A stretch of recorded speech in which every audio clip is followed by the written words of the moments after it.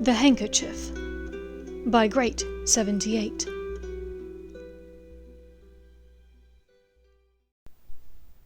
Chapter 124. Reserves, Restlessness, Regulus. They spent only an hour lying in the bay near Shell Cottage together. It was all Hermione dared to spend away from the cottage. Potter and Weasley slept in the living room, and she worried that if she snuck into the kitchen too late, they might wake up and cause a ruckus. Draco wanted to take his time. He knew that tomorrow night she would not be able to meet. They would be enacting their plan early the following day, before everyone else woke up. She would need a good night's sleep tomorrow night, for what was ahead. He wanted to hold her for as long as she would let him. They kissed until their lips were swollen and raw, and still it did not feel like enough for him. She lay back upon his handkerchief, turned into a blanket, caressing his cheek, running her fingers through his hair. For his part, he simply took in the glory that was her body and spirit. He would never get tired of the sound of her voice, the scent and taste of her, the sparks that her hair seemed to give off when she was relaxed and happy, holding him in her arms.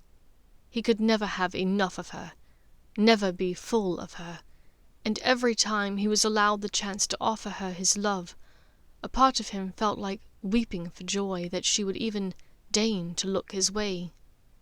He rolled them over so that she lay beneath him on the blanket, her copper eyes shining up at him in the low moonlight, hair dancing in the saltwater breeze. She was beautiful, and there was nothing he would not do for her. "Hermione, you are everything to me. You do everything to me. I feel everything because of you," he said. It was true. Draco shuddered to think of what kind of human he would have been if he had never met her. Perhaps he would have believed all of the awful shit his father had told him for years. Perhaps he would have used the word mudblood, not as subterfuge, but with sincerity. Perhaps, instead of trying to figure out a way to save her and Potter and the others from a horrible fate at Malfoy Manor, he would have taken part in the torture. He hated to think it, hated to even entertain the idea, but he knew that it was possible. Without her love, without her believing in him, he might have led a very different life. And Friday, the 1st of May, would change everything, he was sure. He had a sinking feeling that whatever happened, it would not be without consequence. Security was tight at Gringotts, as he had seen when he'd gone several days before. The chances of them getting in and out with Hufflepuff's cup or Ravenclaw's diadem or whatever it was that Bellatrix had hidden in her vault without detection was slim to none. Once Lord Voldemort learned of the 3 of them searching her vault, he would likely realize Potter knew something about him, something that he thought no one else knew. He would be livid, and Voldemort would go after them all. Draco stared into Hermione's eyes, silver connecting with copper, telling her with his words and with his gaze just how much she meant to him. They moved together as both of them sought a momentary release, a small bit of solace, a piece of peace within a world at war. Draco spent the following day packing.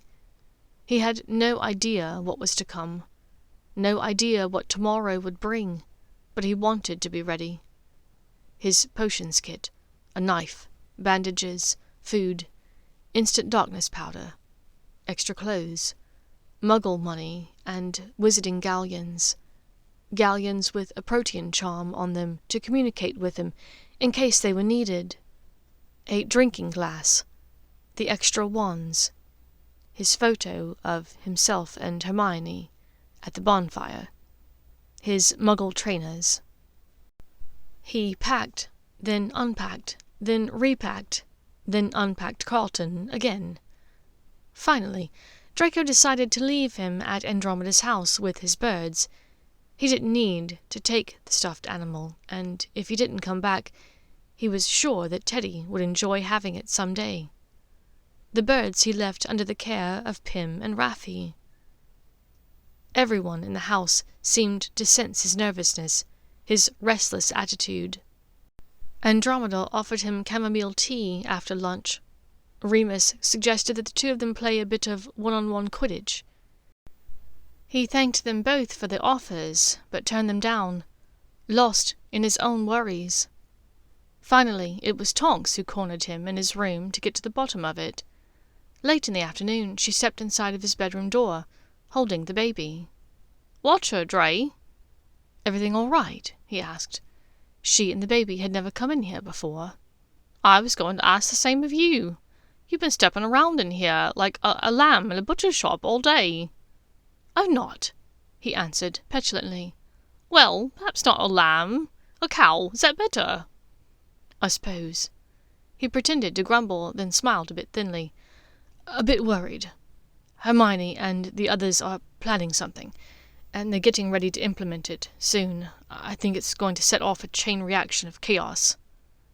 Tonks nodded sagely. "Bill says they've been holed away for several days, all day now, with Griphook, planning something. Not sure what they're planning with the goblin, but it can't be good." She sighed. "Ah, well. Not like they'd be stupid enough to break into Gringotts, anyway." Draco was silent, watching his birds with an unswerving intensity. "Ah, shite. That's it, isn't it?" In her disbelief and dismay, Tonks's accent grew much more pronounced as she grew more anxious. She made an exasperated sound in her throat, shifting Teddy onto her shoulder to give her left arm a rest. "Please, don't tell Bill or anyone else. It's too late to change their minds, and any forewarning to the bank authorities would just put them in more danger." Tonks regarded him sharply. "He wasn't going around telling the goblins. He might have worked for them for several years, but Bill would never do that. He could have maybe helped them, though, offered a bit of advice." It was true, Draco thought. They had a Gringotts expert living in the house that was not a goblin. The older Weasley might have had some advice, anyway. "What are they hoping to take?" Draco was silent. Still. "I see. You can't tell me. Or you won't tell me?" "No," Draco said quietly, not meeting her eyes. "But it's important." Tonks sighed. "Ah, it always is, with those three." She moved towards the door. "I'm going to see if I can lay Teddy down and nab a quick kip." "Wish me luck. He always wakes up as soon as he touches his crib." "Do you want me to hold him?" Draco asked, impulsively. He wasn't even sure what made him ask. But then she was crossing to him, laying a cloth across his shoulder and tilting sideways, her bright pink hair falling in her face a bit as she passed the bundle of baby and nappy and tiny pajamas, white with tiny green dragons on them, to him. She left Teddy with a kiss on his forehead and Draco with a pat of thanks on his arm, and hurried out of the room to get a short rest. Draco looked down at the baby, sleeping peacefully in his arms. He was pink-haired today, like his mum, probably the last thing he'd seen before falling asleep. What did he do now? When he offered to hold the baby, he didn't honestly think Tonks would take him up on it, but she was likely so tired she'd accepted.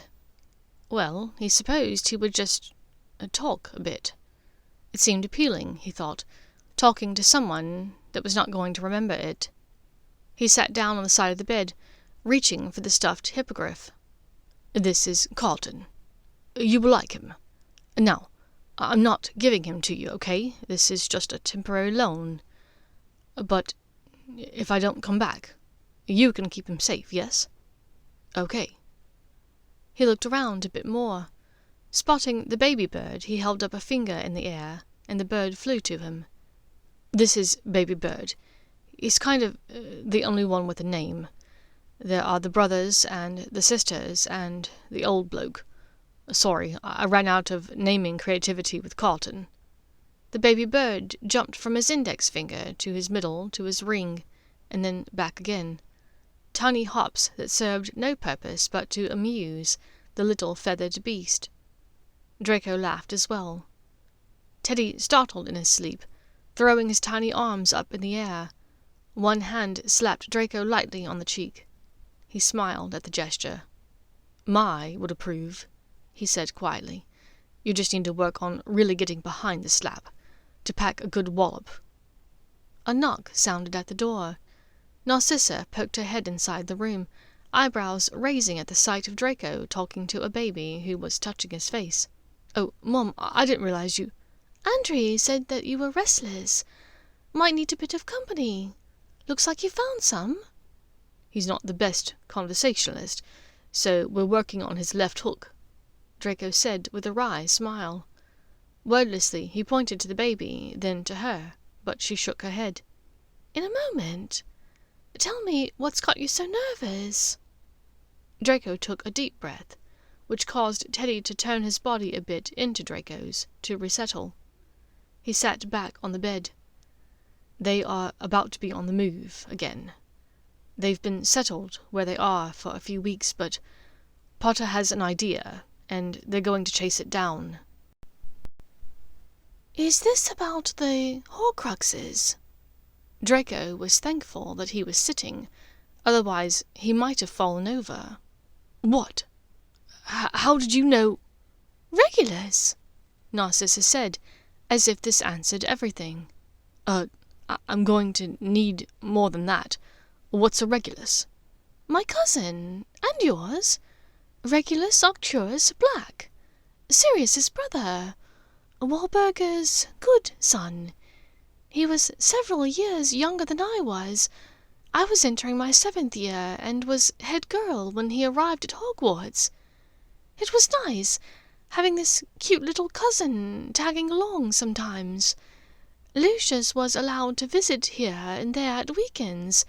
He'd already graduated, and was working for Abraxas by then. And Regulus looked up to him so much." Draco said non-committally. This already sounded bad. "I heard from younger friends after I left school and got married that he started hanging out with a group of, hardcore Slytherins. You've met several of them, of course." Narcissa's eyes met his, and suddenly there was an image of an unconscious woman revolving over the dining-room table. At his gasp of shock, she sighed sadly and said, "I apologize, darling. It's a tough memory to forget." "Yes, it is," he agreed quietly. "Well, in any case, he joined them.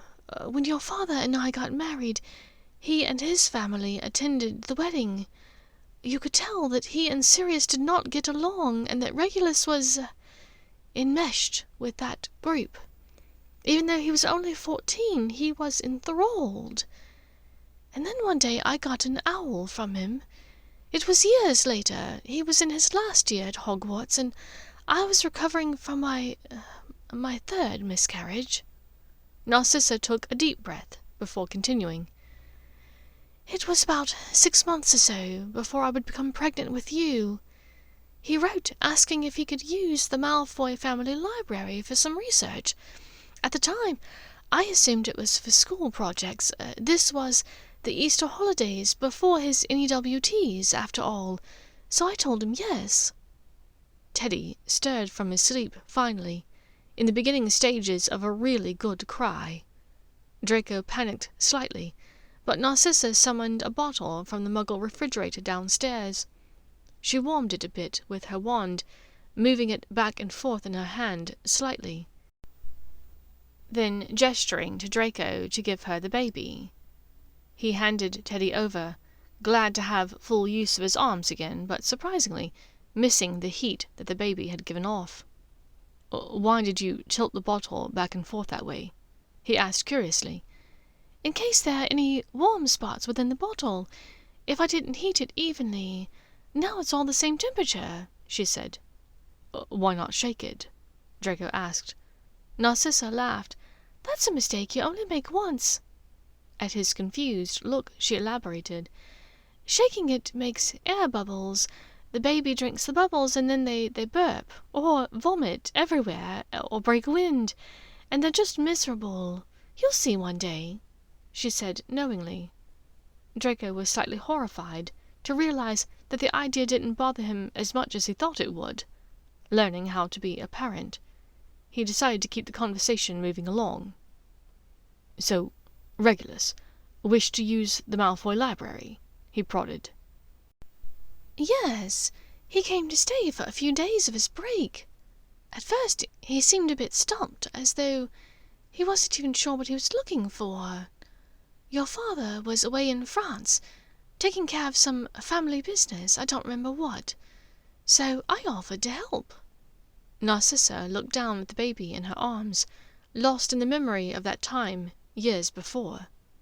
"He was researching soul magic. At first I thought it was for charms or transfigurations class, but the more specific he got, the more I realized that this was something much more. When we finally found the book, the one that described Horcruxes and what they did, he was horrified. I think it had been a long time coming. I think he'd been reconsidering for a bit of time. But this knowledge cut deeply. He made the comment that you-know-who no longer seemed human. His words didn't seem to be just about living in the open, about not hiding our talents away in the shadows because of the muggles and muggleborns any longer.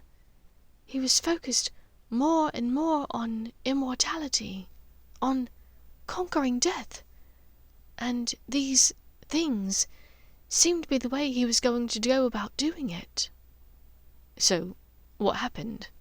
"That's just it. I don't know. Regulus graduated in June of 1979 with top marks. He came home to the Black House for a few months, and then, sometime in November, I believe, he just wasn't there one day. Walburga was distraught, frantic with worry. I believe that's what pushed her over the edge into insanity. Don't get me wrong, she was already well on her way, but she held it together for Regulus. Sirius, of course, had already disappointed her, and had been disowned. Regulus was all she had left." "And he just disappeared one day?" Draco asked in confusion. "Yes. No one has heard from him ever again," Narcissa said sadly. "There was talk that perhaps the Dark Lord killed him, or had him killed. Some speculated that he ran away, that it had become too much for him.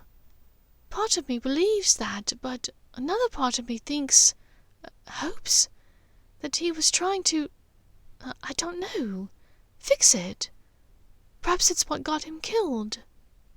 Draco thought for a moment. Hermione had lived in the Black House for a month or so earlier this year. Regulus's belongings had been there. Perhaps she had seen something, knew something that they did not.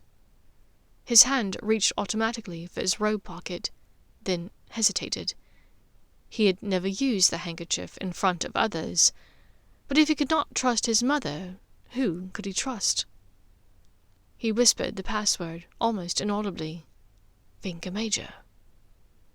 "Do you have any idea what happened to my cousin, Regulus Black?"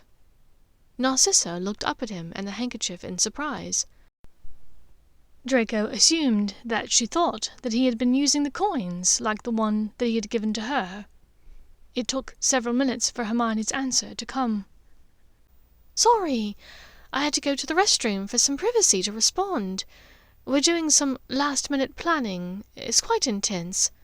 Yes, about your cousin, Regulus."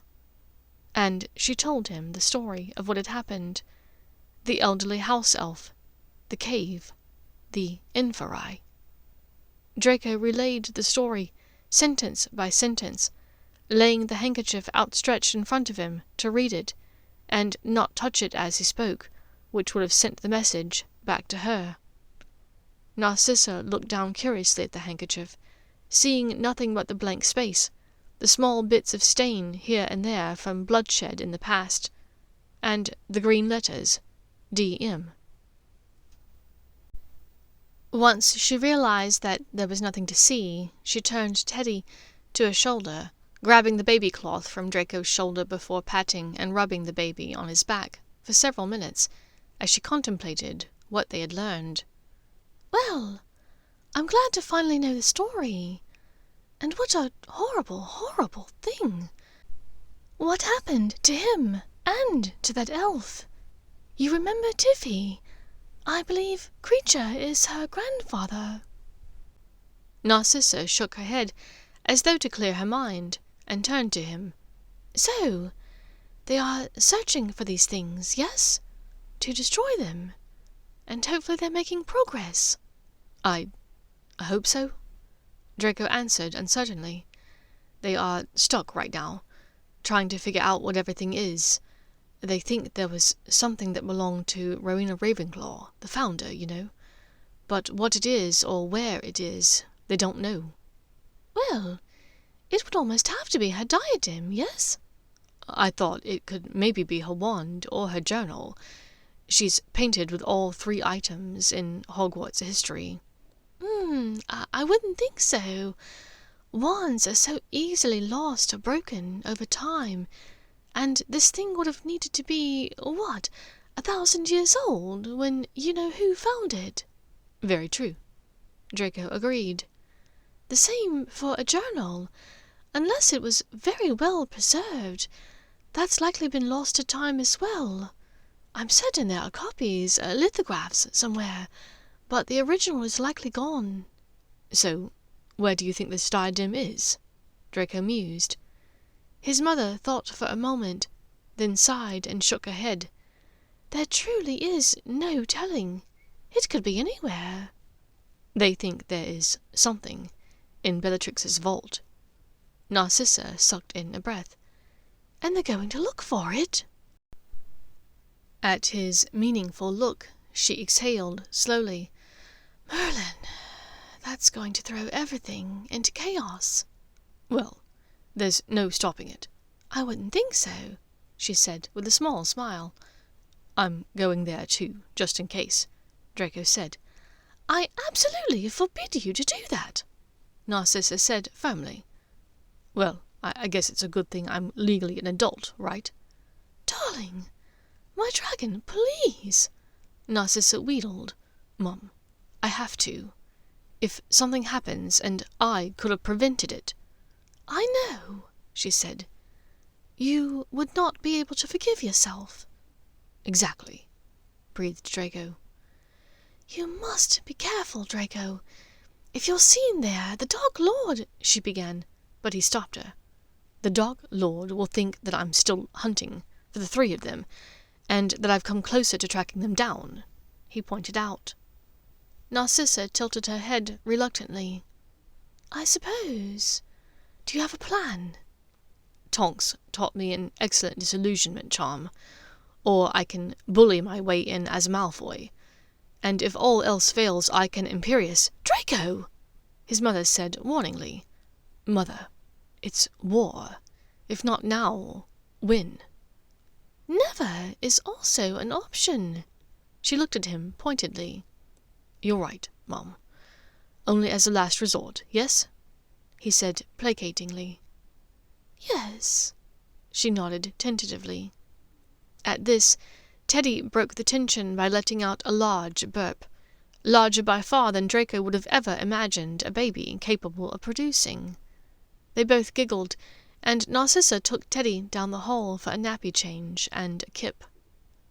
Draco lay back on his bed, the nerve and confidence he'd just displayed for his mother turning to worry and self-doubt in her absence.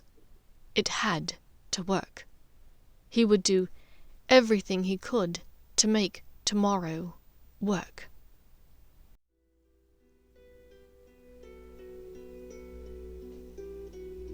Thank you for listening to this chapter of The Handkerchief by Great78.